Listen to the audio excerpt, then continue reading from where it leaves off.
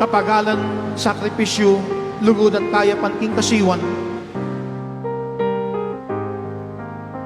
Makanyang tamo sanang dinan pansin, ting maya pabagi. Kaya naman mo biro, kabang gagawan doreting parul ang magamit para kaniting lubenas.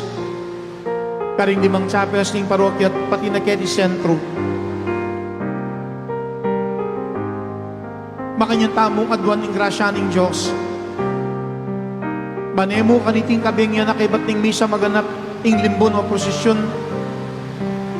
Deti sang parol lapi pagalan. Migit lalo na po tang magsimbata ng bengi. Masalang mipasyag.